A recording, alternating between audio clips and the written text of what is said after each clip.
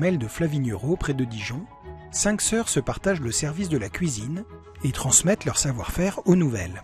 Ce qui fait une bonne cuisinière, c'est qu'elle y mette tout son cœur, qu'elle y mette du soin, que ce soit bon, que ça réjouisse le palais, le cœur. Pour être déjà une bonne carmélite, il faut avoir déjà un bon appétit, il faut bien manger. Ça, c'est très très important. Pour tenir, il faut manger. Parmi les sœurs cuisinières, c'est sœur Yolène qui aujourd'hui nous propose ses recettes.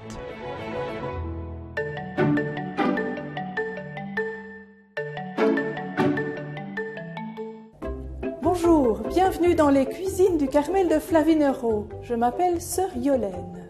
Aujourd'hui, je vais vous présenter 3 recettes. Une entrée, un ananas au thon, un plat principal qui sera le fromme-pain et en dessert, un gâteau retourné à la rhubarbe.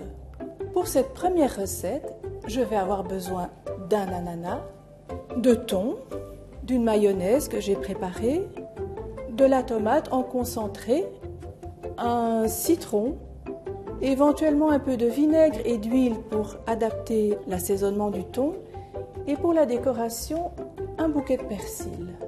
Première étape de notre ananas au thon, je vais le couper en 6. J'essaie de bien garder aussi ses feuilles, ce sera plus joli.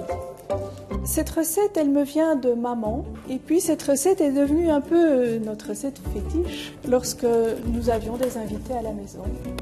La foi aussi avait une grande importance dans la maison. Et donc c'est aussi dans cet univers-là qu'est née peu à peu alors la vocation à la vie religieuse. C'est au moment de ma confirmation et profession de foi. À ce moment-là, les deux se faisaient ensemble. Moi, j'ai pris ce moment, alors que j'avais 11 ans et demi, très au sérieux. Et je sais avoir fait cette demande de, mais voilà, Seigneur, le oui que je te dis aujourd'hui, eh bien, je veux que ce soit un oui pour toujours et que tu prennes dans cet engagement d'aujourd'hui pour tout ce que je pourrais traverser, pour me rappeler si jamais je prenais d'autres chemins qui ne seraient pas heureux ou pas selon la foi que j'ai aujourd'hui. Et je peux dire qu'il l'a fait. Après avoir retiré le cœur de l'ananas, sœur Yolène fait une entaille sur toute la longueur, puis elle détache la peau de la chair. Elle découpe alors l'ananas en quartiers réguliers et les abaisse 1 sur 2. Sœur Yolène prépare ensuite la sauce cocktail. Elle mélange de la mayonnaise, maison si possible, avec du ketchup et ajoute le jus d'un demi-citron. Elle verse la sauce sur le thon et malaxe le tout pour obtenir un mélange bien homogène, dont elle garnit enfin le dessus des tranches d'ananas. Un peu de persil ciselé vient compléter le plat, qu'on garde au frais avant de le servir.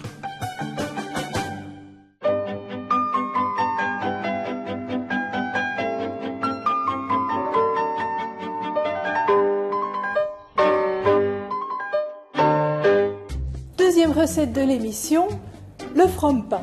Pour faire cette recette, nous allons prendre du pain, qui peut même être un peu rassis, du fromage, 3 fromages, du fromage à raclette, du comté, un peu d'emmental, l'incontournable, des œufs, de quoi graisser mon plat, du lait, des tomates, un peu de noix de muscade et de l'ail des ours.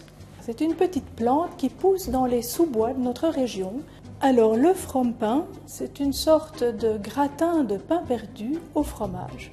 Et on peut l'agrémenter en été de tomates ou en hiver, pourquoi pas y mettre des lardons un jour de fête. Première étape de notre recette, casser les œufs, les mélanger avec le lait et assaisonner. Un peu de noix de muscade. Sœur Yolène met ensuite son mélange à chauffer quelques minutes. Pendant ce temps, elle coupe les tomates en morceaux, puis passe à l'assemblage du plat, préalablement beurré. Elle en couvre soigneusement le fond de tranches de pain, en comblant bien les interstices. Voilà, je vais maintenant mouiller cette première couche de pain avec ma préparation de lait et d'œufs. Vous voyez, c'est ça qui donne un peu l'idée de pain perdu et qui donne nouvelle vie au pain s'il est un peu sec. Voilà, c'est important de ne pas gaspiller, ne rien perdre. Et par solidarité avec les personnes pour qui manger est plus difficile.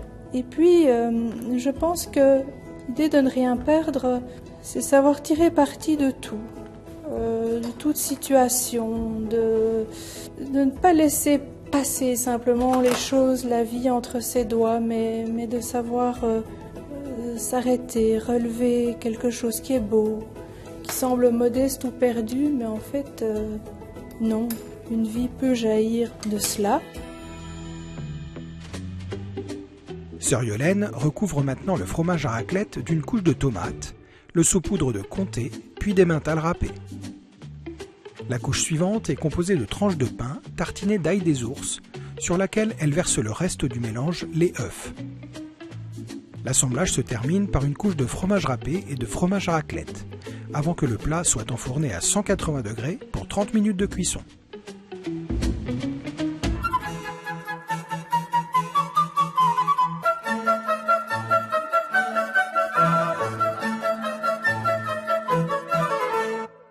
Troisième recette de l'émission, le dessert, un gâteau retourné à la rhubarbe.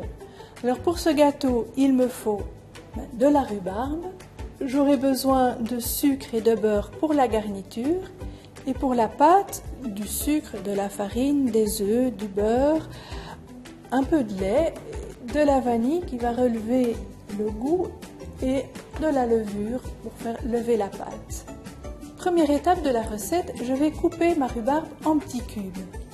Alors, ce n'est pas nécessaire de peler la rhubarbe et c'est fort joli d'avoir le rouge de la rhubarbe. Il n'y a que s'il y a un grand fil qui vient, là je vais l'enlever. Alors, je fais des petits morceaux d'environ 1 cm3 pour qu'ils puissent bien, vous allez voir, fondre dans le gâteau. Donc, c'est la première année que l'émission se passe dans un Carmel.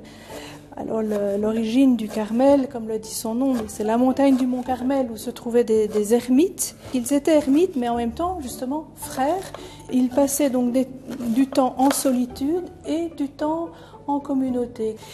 Et en fait, Sainte Thérèse d'Avila, quand elle va réformer, comme on dit, le Carmel, eh bien, elle va s'inspirer de ses premiers frères. Elle va attacher une grande importance à la vie fraternelle. Alors, en fait, concrètement, au Carmel, il y a 2 heures d'oraison, ensemble, mais en silence, à la chapelle.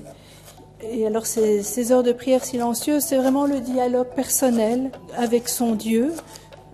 Alors, nous avons aussi 1 heure que nous appelons récréation, mais c'est-à-dire 1 heure de détente ensemble. Nous nous réunissons et on échange. Puis aussi, parfois, on se taquine, ou bien c'est un moment où on peut rire aussi, et ça fait du bien de se détendre ensemble. Par contre, notre travail, nous le faisons en silence. Et ça, ça c'est le côté plus érémitique.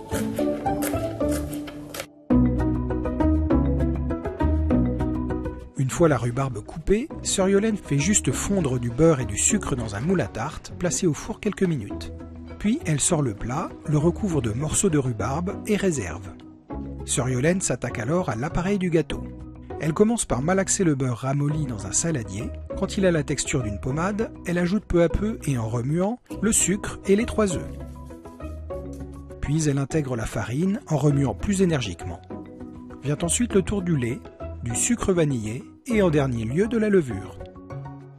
Quand le mélange est bien homogène, elle le verse sur les morceaux de rhubarbe. Enfin, elle enfourne le plat à 180 degrés pour 40 minutes de cuisson.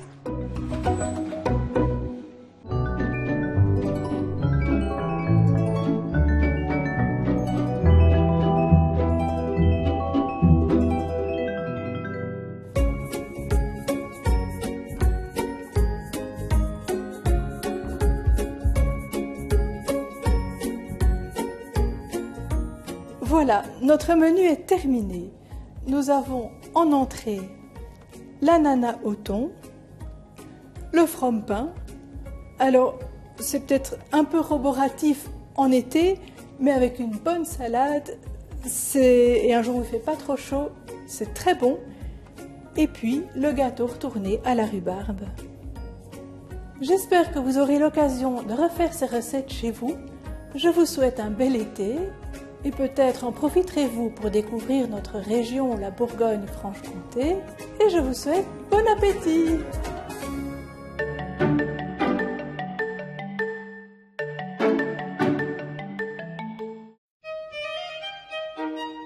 Commençons par les ananas au thon, pour lequel vous aurez besoin d'un ananas, une boîte de thon au naturel, 100 g de mayonnaise, maison si possible, 2 cuillères à soupe de ketchup, un citron et quelques brins de persil.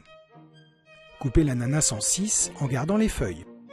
Ôtez le cœur, faire une entaille au milieu, détachez la chair et découpez en tranches. Abaissez les tranches une sur deux. Mélangez la mayonnaise avec le ketchup et le jus d'un demi-citron. Bien mélanger la sauce avec le thon en l'écrasant. Garnir le dessus des tranches d'ananas et ajouter du persil ciselé.